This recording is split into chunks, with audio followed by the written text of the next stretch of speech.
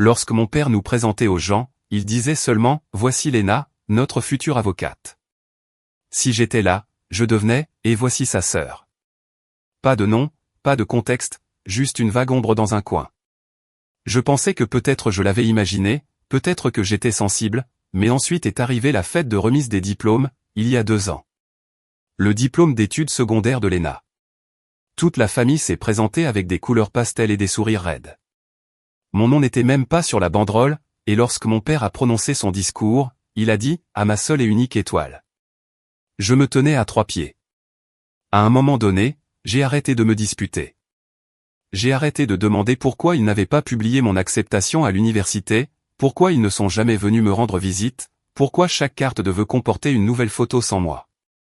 Je me souviens en avoir regardé une photo de Noël qu'ils ont envoyée. Ils portaient tous du rouge, même le chien. Et là où j'étais, c'était Léna centrée, tenant le chien, flanqué de nos parents comme s'ils formaient la famille nucléaire parfaite. Ils ne m'ont pas coupé. Ils ont repris la photo. Personne n'a dit que j'étais renié, personne ne l'a déclaré, mais j'ai appris comment les gens disparaissent sans enterrement, comment on peut être effacé poliment. Je m'appelle Ea Morgan, et si vous demandez à mon père, je n'existe pas. L'email est arrivé un mardi. Ce n'était pas de ma famille, bien sûr que non. Cela venait du bureau des anciens élèves de l'Eastern University, l'école où Léna et moi avons atterri, dans des vies différentes. Ligne d'objet, vous êtes invités, point fort de la rentrée 2025. Je l'ai presque supprimé. Je n'ouvre généralement pas les emails avec des en-têtes de confetti, mais quelque chose dans l'aperçu a attiré mon attention. Un invité spécial, l'investisseur principal, sera révélé lors de la cérémonie. Investisseur. J'ai cliqué, fait défiler les étudiants souriants, les liens de dons et les instructions de stationnement, jusqu'à ce que je le voie, une silhouette floue étiquetée PDG de l'une des startups de technologie médicale rurale à la croissance la plus rapide en Amérique du Nord. Non confirmé mais selon de nombreuses rumeurs, ce serait moi. Mon cœur ne savait pas s'il devait s'emballer ou s'arrêter. Personne ne savait que j'étais derrière l'entreprise. Je l'ai construit tranquillement derrière un pseudonyme, grâce à des fonds providentiels et à des partenariats cliniques. Je ne voulais pas de reconnaissance, je voulais juste de la distance. Jusqu'à maintenant. Quelques heures plus tard, un deuxième email arrivait dans ma boîte de réception. Celui-ci ne m'était pas destiné. C'était une chaîne de messages transmis entre ma tante et le reste de la famille, des photos de la casquette et de la robe de Léna, un menu de restauration, des plans de salle, puis une phrase de mon père, « Assurez-vous qu'Isa n'en entende pas parler. La dernière chose dont nous avons besoin est une distraction le grand jour de Léna. » Distraction. Ce mot a frappé plus fort que n'importe quelle insulte ne pourrait jamais le faire. Ils ne m'ont pas seulement oublié, ils ont planifié mon absence. Et pour la première fois depuis des années, je ne me sentais pas triste. J'ai ressenti quelque chose de plus froid, de plus vif. Je n'allais pas gâcher son diplôme. Non, j'allais être propriétaire de la chambre d'A sans grave côté. Je suis resté longtemps assis dans le noir cette nuit-là. Pas de lumière, pas de musique, juste le bourdonnement de mon réfrigérateur et la douce lueur de l'écran de mon ordinateur portable. Leurs mots résonnaient dans ma tête comme un bruit de fond, assurez-vous qu'Isa n'en entende pas parler. Elle va tout gâcher. Elle trouve toujours un moyen de parler d'elle-même. Et je les ai crus. Pas d'un seul coup, pas comme un coup de foudre, plutôt comme une érosion. Lentement, au fil des années, jusqu'à ce que vous ne sachiez plus où vous finissez et où commence leur voix. Peut-être qu'ils avaient raison. Peut-être que j'étais le problème. J'ai pensé à ce Noël où je ne suis pas rentré à la maison, aux anniversaires que j'ai laissés passer en silence, aux SMS restés sans réponse de cousins qui ne savaient pas quoi dire. J'ai pensé au fait que je n'avais jamais parlé à personne de l'entreprise que j'avais créée, à la façon dont j'avais déposé chaque document juridique sous un pseudonyme juste pour éviter d'être lié à eux. C'était peut-être égoïste, ou peut-être que c'était de la légitime défense. Même maintenant, je n'en étais pas sûr. J'ai regardé mon reflet sur l'écran noir de l'ordinateur portable, yeux fatigués, chignon à moitié noué, sweat à capuche avec le logo de ma start-up. Personne n'a reconnu la fille qu'on traitait de décrocheuse, la fille qui s'en était allée. Personne ne m'a jamais vu comme je voulais être vu. Et si personne ne vous voit, existez-vous vraiment? Le lendemain matin, j'ai rouvert mon ordinateur portable et je me suis connecté à notre portail investisseur. Et voilà, confirmation, créneau d'ouverture de l'Eastern University confirmé, nom à annoncer. J'ai survolé la case intitulée au nom d'affichage. J'ai tapé 3 mots, puis j'ai cliqué sur enregistrer. Isa Morgan, PDG. Cela a commencé par un bruissement venant du fond du tiroir de ma cuisine. Je ne cherchais rien de particulier, juste un menu à emporter ou peut-être des piles. Mais ma main effleura le papier. Je l'ai sorti, un reçu de déjeuner froissé d'il y a 5 ans, décoloré et plié dans les coins. L'encre avait presque disparu, mais j'ai immédiatement reconnu l'écriture manuscrite au dos. Il n'est pas nécessaire d'être bruyant pour être puissant. L'écriture de ma mère. Elle laissait de petites notes comme celle-là sur les miroirs, dans les livres, pliées dans les poches de mon manteau pendant les examens d'hiver. Elle est morte quand j'avais 19 ans. Elle n'a jamais pu voir ce que j'avais construit. Elle ne m'a jamais vu me lever. Mais cette phrase, c'était comme si elle l'avait chronométrée pour le moment. Le même jour, j'ai reçu un message d'Owen, mon CTO, le sommet des investisseurs est verrouillé. Même campus, même week-end. Nous y allons. Vous êtes partant? J'ai regardé le message pendant un long moment. C'est à ce moment-là que je me suis souvenu d'autre chose, la remise des diplômes de l'ENA aurait lieu de l'autre côté du sommet. Même université, même date, même heure. C'était poétique, comme si quelqu'un avait dessiné un cercle parfait et que j'avais été invité à y entrer. J'ai ouvert 2 onglets, un pour l'itinéraire du sommet, l'autre pour le portail des billets de fin d'études de l'Eastern University. Sous nom de l'invité, j'ai tapé un pseudonyme et réservé un siège au premier rang. Je n'avais pas prévu de parler. Je n'avais pas prévu de provoquer une scène. Je voulais juste regarder. Pas elle. Eux. Les gens qui m'ont effacé. Je n'allais pas reprendre ma place à table. J'allais devenir propriétaire de l'immeuble voisin. L'email de confirmation de l'université est arrivé à 2h07 précises. Ma place au sommet des investisseurs a été confirmée. Mon ticket au premier rang pour la remise des diplômes a été confirmé. 2 mondes distincts, un campus, un week-end. Et j'avais un pied dans les deux. Je n'ai pas utilisé mon vrai nom sur le ticket de remise des diplômes. Juste une variation de monogramme. Je ne voulais pas d'attention. Pas encore. Je voulais de la proximité. Je voulais voir le visage de mon père lorsqu'il réalisait que le fantôme qu'il avait enterré pouvait encore entrer dans une pièce à l'improviste. Le matin du voyage, j'avais emporté léger, un blazer, une robe noire et une paire de talons bas que je n'avais pas portés depuis des années. La même paire que je portais lorsque j'ai présenté ma start-up à un panel d'investisseurs qui ne m'ont même pas demandé si j'avais un diplôme universitaire. Spoiler, je ne l'ai pas fait. Mais j'avais des chiffres, un plan et une raison. Pendant le trajet en train vers l'est, je suis passé devant l'ancien bâtiment scientifique où je dormais entre les cours. Là où Lena a dit un jour à ses amis que je n'étais qu'un décrocheur qui la suivait partout. Désormais, mon nom circulait discrètement dans le programme du sommet. Quand je suis arrivé, l'huissier à la porte de remise des diplômes a scanné mon billet et a souri. Ce siège a été demandé plus tôt, réservé au premier rang. On dirait que quelqu'un vous voulait vraiment ici. J'ai souri en retour. Je suppose qu'ils l'ont fait. Je me suis assis, 3e siège depuis l'allée. Le soleil frappait ma nuque alors que les étudiants entraient. Personne ne m'a remarqué. Pas encore. Mais j'ai remarqué tout le monde. Et derrière moi, j'ai entendu le son de la voix de mon père, basse et autoritaire, qui s'adressait à la sécurité. Mon père faisait les 100 pas près de l'entrée, parlant à quelqu'un avec un presse-papier et une radio. Son ton n'était pas élevé, mais il était aigu et contrôlé le genre de voix qu'il utilisait lorsqu'il s'apprêtait à renvoyer quelqu'un sans jamais lever la main. J'ai gardé la tête baissée. Il ne m'a pas regardé. Pas directement. Je viens de parcourir les rangées avec le même regard déçu qu'il a utilisé sur moi le jour de mon départ pour de bon. L'huissier s'est approché. Madame, puis-je confirmer votre nom pour le registre des places? Je lui ai remis le billet. Elle hocha la tête, sourit et poursuivit son chemin. 2 rangées plus loin, ma sœur était assise avec les diplômés. Casquette parfaitement inclinée, toge repassée à souhait. Elle avait la même apparence peut-être plus froide, peut-être plus raffinée mais je connaissais cette expression. Celui qu'elle portait lorsqu'elle jouait. Elle a toujours été douée pour jouer ce rôle. Un professeur est passé par là, s'est arrêté, m'a regardé 2 fois, puis a fait une double prise. Attends, murmura-t-il, tu es Isa Morgan, n'est-ce pas? Je n'ai pas répondu. J'ai juste souri légèrement.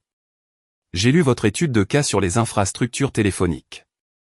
Un travail brillant, a-t-il déclaré, juste assez fort pour que 2 personnes dans la rangée derrière moi tournent la tête. De l'autre côté du quadrilatère, les banderoles de l'université flottaient, les haut-parleurs s'allumaient. La cérémonie était sur le point de commencer. Derrière moi, mon père parla à nouveau, cette fois plus fort. Elle n'est pas censée être ici. Elle n'est pas sur la liste. Je n'ai pas bronché. Laissez-le regarder. Laissez-le plisser les yeux, fulminer et chercher. Parce que la fille qu'il pensait avoir effacée? Elle n'existait plus. Seule la femme au premier rang l'a fait. Et bientôt, toute l'école connaîtrait son nom. Le sommet des investisseurs devait commencer 40 minutes après la cérémonie de remise des diplômes, à travers le quadrilatère. À l'intérieur de l'auditorium en verre, le nom de mon entreprise était déjà affiché sur des banderoles tournantes. Medfair Health, discours de clôture, comment une start-up a tout changé en silence. Je me suis éclipsé lors du 3e discours, tout comme le département de l'ENA. Ed est monté sur le podium. Mon siège était vide avant que mon père puisse se rendre compte que j'étais juste devant lui. Dans les coulisses du sommet, mon assistant m'a remis le dernier diaporama. Tout est prêt. Ils ne savent toujours pas que c'est toi. Même le doyen pense que le PDG est un type reclus de Harvard. J'ai hoché la tête en feuilletant les diapositives données, mesures, projections toutes solides, toutes claires. Mais quelque chose manquait. J'ai ouvert le fichier, survolé la diapositive finale. L'écran de fermeture vient de dire « Merci ». Simple, sûr, oubliable. Je l'ai supprimé, j'ai tapé un nouveau titre « Esla Morgan, Eastern University, classe de jamais ». Puis en dessous, plus petit, vous m'avez effacé, alors j'ai construit quelque chose de permanent. Mon assistant jeta un coup d'œil par-dessus mon épaule et cligna des yeux. C'est audacieux. C'est honnête. Elle n'a pas discuté. J'ai jeté un dernier regard à mon reflet sur l'écran, cheveux attachés, pas de maquillage, juste un blazer noir et un nom qu'ils essayaient de faire taire. Dehors, j'ai entendu des applaudissements. La remise des diplômes devait être terminée. À l'intérieur, il présentait le discours d'ouverture. Veuillez souhaiter la bienvenue au fondateur et PDG de Medfair. Et quelque part au même moment, alors que les caméras cliquent et que les têtes se tournent, le professeur de l'ENA se penche vers elle et lui murmure quelque chose. Ses yeux s'écarquillèrent. Et je suis sorti dans les lumières. Les lumières ne semblaient pas chaudes, la scène ne semblait pas haute, je ne me sentais pas petit. Je me suis retrouvé sous les projecteurs sans script en main, juste mon nom, enfin mon vrai nom sur le projecteur derrière moi en lettres blanches et grasses, et à Morgan, PDG, Medfair Health. Pendant un instant, personne n'a applaudi. Non pas parce qu'ils n'étaient pas impressionnés, mais parce qu'ils reliaient les points. Les chuchotements ont commencé, puis les téléphones sont sortis. Puis la salle, silencieusement, à bout de souffle, s'est rendu compte qu'il citait mon travail depuis des années sans jamais savoir qu'il avait écrit. Je me raclais la gorge. J'ai construit Medfair parce que personne dans ma famille ne pensait que je pourrais finir quoi que ce soit. Et ils n'avaient pas tout à fait tort. Je n'ai pas fini mes études, je n'ai pas fini les dîners de Thanksgiving, je n'ai pas fini d'être la fille qu'ils voulaient. Pause. Mais j'ai fini ça. Cliquez. Diapositive suivante. Une carte de nos expansions de santé rurale aux petites villes, cliniques vides qui regorgent désormais d'accès et d'infrastructures. Cliquez. Les hôpitaux avec lesquels nous avions collaboré, les vies que nous avions déjà changées. Cliquez. Une photo granuleuse de moi il y a 6 ans, en train de souder des prototypes de fils dans le couloir de mon dortoir, pas de laboratoire, pas de financement, pas d'applaudissements. J'ai regardé le public, dirigeants de l'industrie, administrateurs d'université, professeurs, étudiants. Au 3e rang, assis à côté d'un jeune professeur, se trouvait le professeur de l'ENA. Ses yeux s'écarquillèrent. Il se tourna vers l'ENA, toujours avec sa casquette et sa robe, puis revint sur scène. « Tu ne m'as pas dit quelle était ta sœur, dit-il, juste assez fort pour que le micro capte. » L'ENA se raidit. Il est retourné sur scène. « Beau travail, PDG. » Et c'était le moment. Pas les applaudissements qui ont suivi, pas les ovations debout, pas même les courriels que je recevais plus tard dans la nuit de personnes qui m'avaient autrefois fantôme. C'était cette phrase de la seule personne dont elle voulait l'approbation, le seul moment qu'elle ne pouvait pas contrôler, la seule phrase qui ne lui appartenait pas. Je ne la regardais pas directement, mais je savais qu'elle regardait, et je savais que mon père était quelque part derrière elle, bouillonnant. Je n'avais pas besoin de leur dire un mot car la vérité avait déjà été dite. Et cette fois, il y avait un micro. Je suis sorti par l'entrée arrière, pas de presse, pas de photos, juste l'écho des applaudissements qui bourdonnaient encore dans les vitres derrière moi. Je n'ai pas attendu les félicitations, je ne me suis pas attardé à la réception, je n'en avais pas besoin. Au moment où j'atteignis le hall de l'hôtel, mon téléphone avait déjà commencé à sonner. 37 messages non lus, 6 appels manqués de numéros inconnus et un SMS de mon cousin, « C'était toi sur scène ?» Papa a failli s'étouffer. Je n'ai pas répondu. Je n'en avais pas besoin. Un clip du moment était déjà devenu viral. La ligne « Beau travail », PDG l'était rejouée, citée, sous-tweetée, repartagée. Et à chaque republication, j'étais là, debout sur le podium avec rien d'autre que mon nom et le silence que j'avais porté pendant des années. Je n'ai pas posté à ce sujet, je n'ai pas tagué l'université, je n'ai pas mentionné ma sœur. Mais je savais qu'il l'avait vu car quelques heures plus tard, la photo de remise des diplômes de l'ENA avait disparu de la page Facebook de mon père, remplacée par une vieille citation sur l'humilité. Classique. Ma sœur n'a tagué personne non plus, elle n'a pas posté son habitude merci à ma formidable famille légende. Une seule photo filtrée, pas de sourire, pas de contexte. Je ne leur ai pas parlé, je n'ai pas rendu leur silence par du bruit. Mais ils m'ont entendu dans les couloirs où mon nom avait été effacé, dans les pièces où ils ne s'attendaient plus jamais à ce que je marche à nouveau, dans les voix d'autres, professeurs, étudiants, étrangers, qui prononçaient maintenant le nom qu'ils essayaient autrefois d'enterrer, et à Morgane, PDG. Ni leur honte, ni leur fardeau, ni leur échec. Juste la femme qui est entrée, se tenait debout et n'a pas regardé en arrière. Le lundi suivant le sommet, ma boîte de réception était à nouveau pleine. Ni des investisseurs en capital risque, ni de la presse. De la famille. Pas directement, bien sûr cela nécessiterait une reconnaissance et une responsabilité. Non, ils sont venus enveloppés dans une curiosité polie. Un message de mon cousin Germain, « Salut Isa, cela fait longtemps que je viens de voir le clip principal. Waouh, est-ce que vous pourriez embaucher des stagiaires cet été ?» Un email de Greg, l'ami d'université de mon père, j'ai mentionné que vous aviez commencé quelque chose dans le domaine de la santé. J'adorerais me connecter. Notre fils vient d'obtenir son diplôme et recherche des opportunités. Et puis le plus audacieux de tous, un message du petit ami de Léna. Nous nous étions rencontrés une fois, il nous disait à peine bonjour. Maintenant, je n'avais pas réalisé que Medfer était à toi. Vraiment impressionnant. Faites-moi savoir si jamais vous constituez une équipe juridique. Aucune mention de Léna. Aucune excuse. Juste des portes qui s'ouvrent les mêmes qu'ils ont essayé de me fermer au nez il y a 10 ans. Je n'ai pas répondu à la plupart d'entre eux, mais j'ai transmis un message à mon assistant, mettez celui-ci sur la liste, pas dans cette vie. Elle a répondu avec un pouce levé et un emoji de crâne souriant. L'ironie ne m'a pas échappé. Ils m'ont traité de décrocheur, ont dit que j'aurais de la chance de conserver un travail de bureau et m'ont averti de ne pas embarrasser le nom de ma famille. Et maintenant, ils me voulaient des emplois de bureau. Ils n'ont pas vu le moment où je suis devenu leur récit édifiant. Mais ils se souviendraient du jour où je suis devenu leur opportunité manquée. Et le meilleur ? Je n'ai jamais élevé la voix. Je viens de relever la barre. Ils ont fait comme si je n'étais personne, non pas avec des insultes, des claquements ou des cris, mais avec le silence, avec des chaises vides, avec des photos de groupe qui, d'une manière ou d'une autre, coupaient toujours là où je me tenais. Ils ne m'ont pas effacé violemment. Ils m'ont effacé comme on efface un crayon doucement, doucement, délibérément jusqu'à ce que même moi, je commence à me demander si j'avais déjà été écrit là. Et quand je suis finalement parti, sans combat, sans dernier mot, ils ont traité cela comme un soulagement. Comme si la famille avait été rétablie.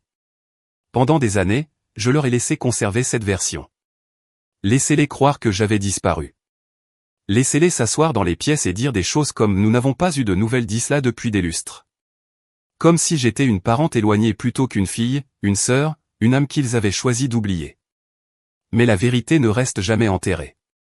Pas quand il construit quelque chose qui parle plus fort que le sang. Cette fois, ils ne purent se cacher derrière le silence. Mon nom était imprimé sur des brochures, cité sur des sites d'information et repris dans les discours d'ouverture. Ils ne pouvaient pas faire défiler la page, ni faire semblant de ne pas voir. Et c'était la vengeance tranquille que je n'avais jamais demandée. Je ne suis pas retourné à la maison. Pas même lorsque mon père a envoyé un message par l'intermédiaire d'un cousin, quelque chose sur le fait de laisser les choses derrière nous et que la famille soit une famille. Il ne voulait pas s'excuser. Il parlait du contrôle de l'image. Et je n'étais pas intéressé. Il n'y avait rien pour moi là-bas.